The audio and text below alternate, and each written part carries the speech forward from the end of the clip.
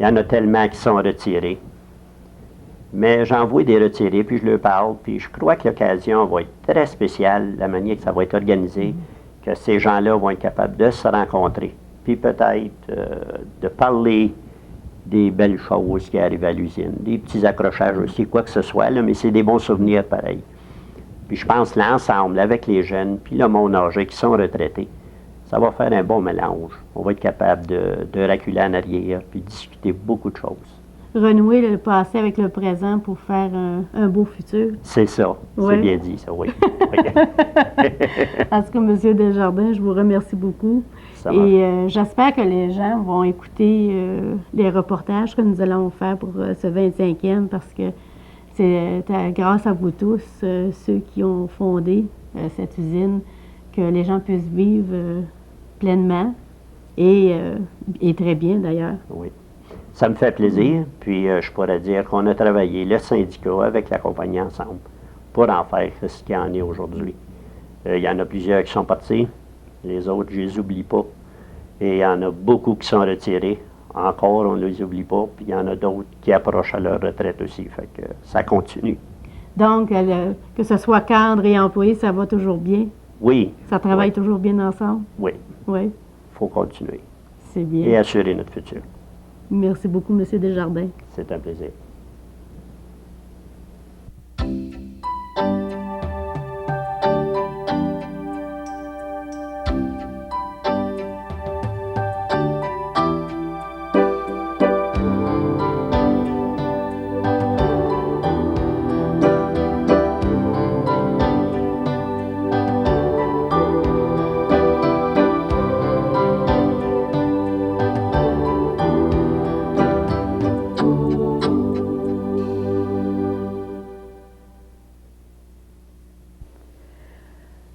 Merci à tous et la semaine prochaine, ainsi que plusieurs semaines à venir, vous aurez d'autres reportages de ce genre, d'autres entrevues avec des personnes de l'endroit, nous racontant un peu l'histoire du 25e de Tembec.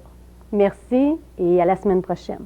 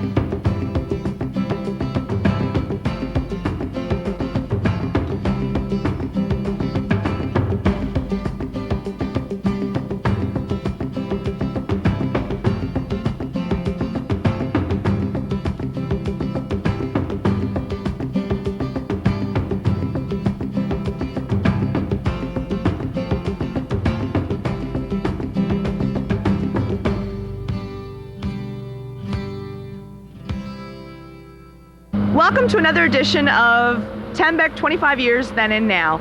Today we're going to be talking to some of the women that have worked at Tembec over the past 25 years. We've got three women, Marlene Kowalski, Rose Lattiser, and Eileen DeTore. They each have their own separate individual story and they have some memories to share with us, so I'm sure it's going to be very interesting. Also, we're going to get a little bit of a feel of what it was like to be a woman working back in 1973 when there were only a handful of you. So please stay tuned, it's going to be really interesting. Welcome to this week's edition of A Slice of Home, our special edition, Tembec 25 Years Then and Now. We have some very special guests today. We have Marlene Kowalski, Eileen DeTore, and Rose Lattiser. Today we're going to talk about Tembec over the 25 years. Some have been working at the mill for the 25 years, some not as long, but we're going to reminisce, bring back some old memories, talk about some of the people they've worked with over the years. So I'd like to thank you guys all for coming. Marlene, maybe we'll start with you. We can talk about, when did you start working at the mill? August the 12th, 1974. Okay, and maybe you can give us a brief history of your career over the years at Tembec.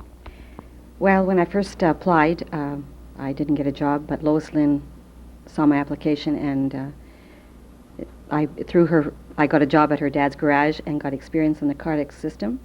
And then Tembec needed someone in the stores, Cardex inventory clerk, so I got my job through Lois, basically.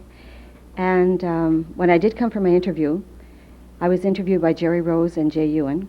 I passed all the tests to get into accounting, and Cliff Alter came running in and said, no, she's supposed to work in stores, and that's where I applied. So I had to do the test for him and worked in the stores, and I stayed there for 11 months, and I've been in accounting ever since. Wow, so you've had a long run in accounting. You've been in accounting most of your career here. 23 years.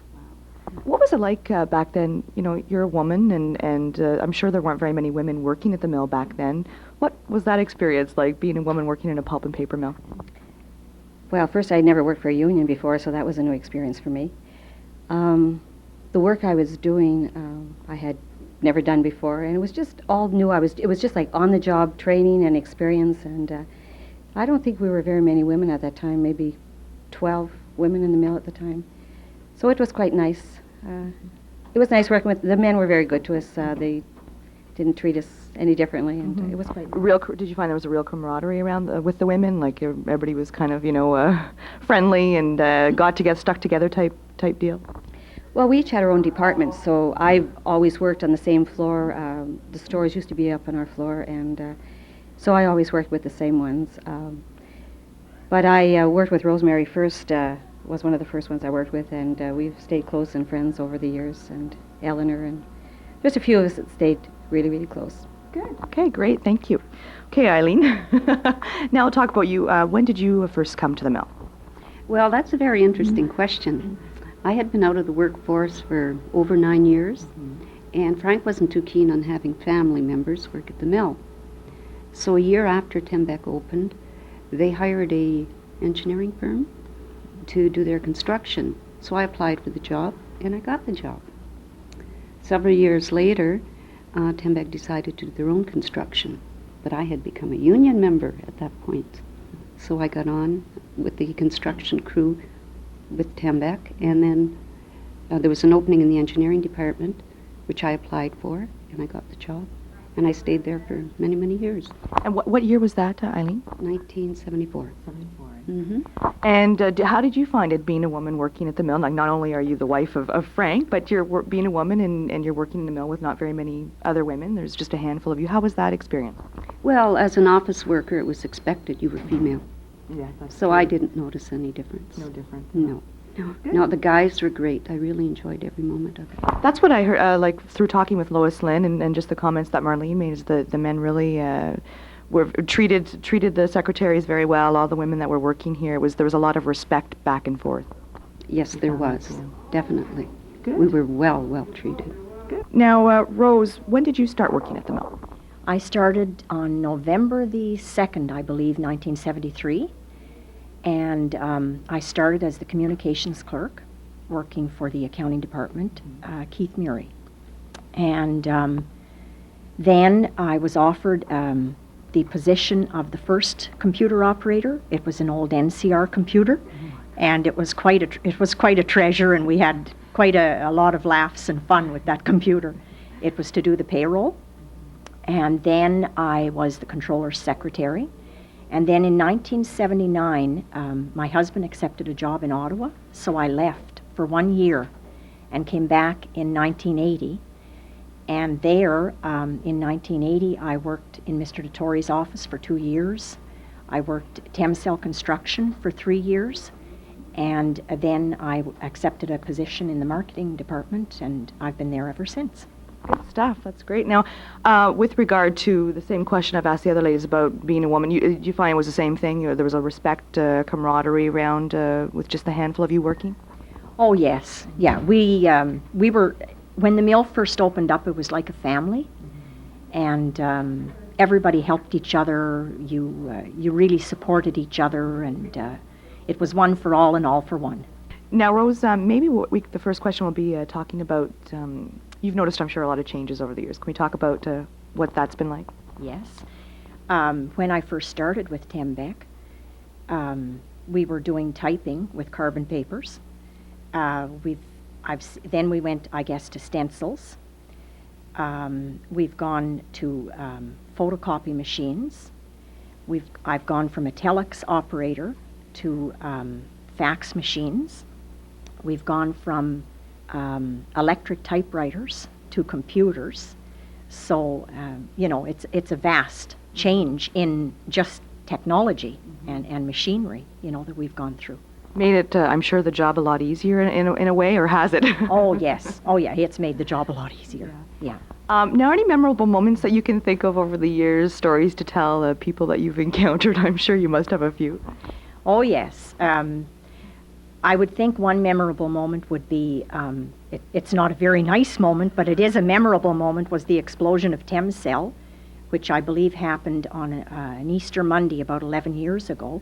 I was leaving for lunch about 12:05, and I was in the employee parking lot, and there were 3 explosions out of the flak dryer.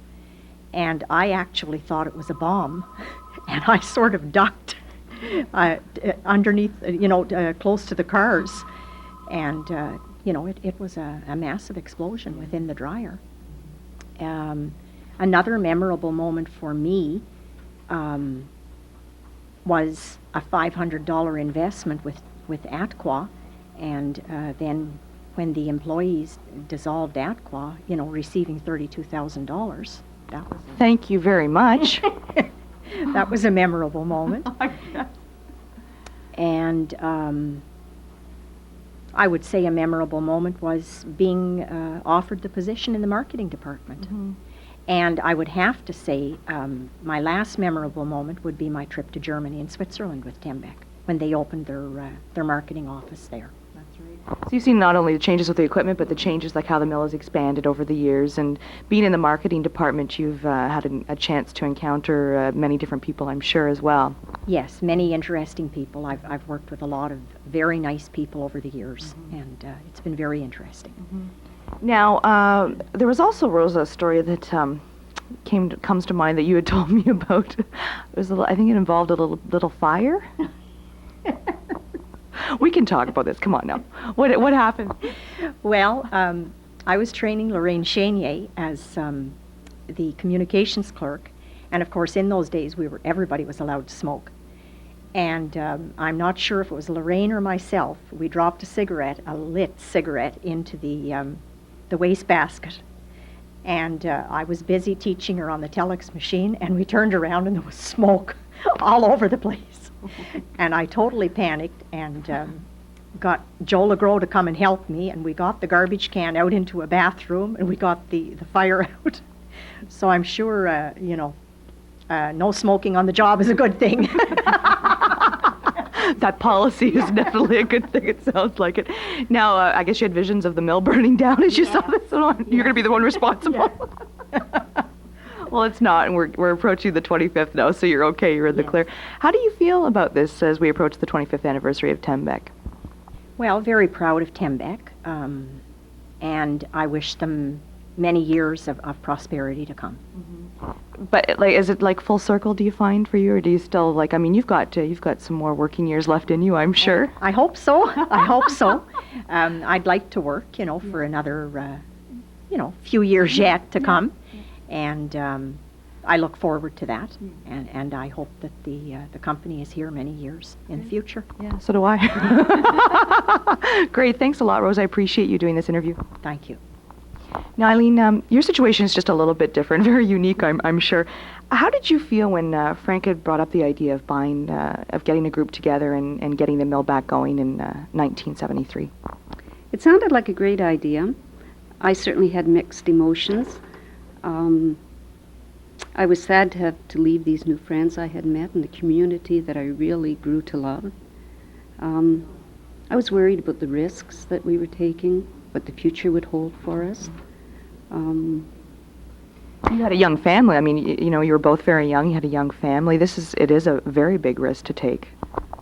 In our case, it was. You think of your savings, money that was borrowed, etc. Yet on the other hand, I was very happy to see Frank's dream come true. It was something he talked about Something that he had dreamed about and talked with you about, and you're like, it's probably one of those things that seems surreal at the time, because you're like, yeah, okay. We're just going to keep working. We'll see. Most people don't realize their dreams, so that must have been definitely surreal when it happened. It most certainly was. And I guess I had a really deep satisfaction when the decision was made. We would return. We actually returned with hopes and dreams and an awful lot of determination. That's usually how it works. That's usually how dreams get realized.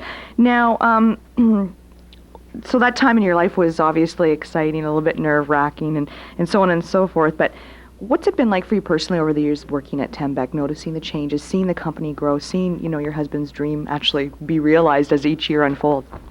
Each and every year was an experience. Each and every year there seemed to be something bigger and greater happening. I met some very, very interesting people, traveled to so many different places. It really has been like one big family.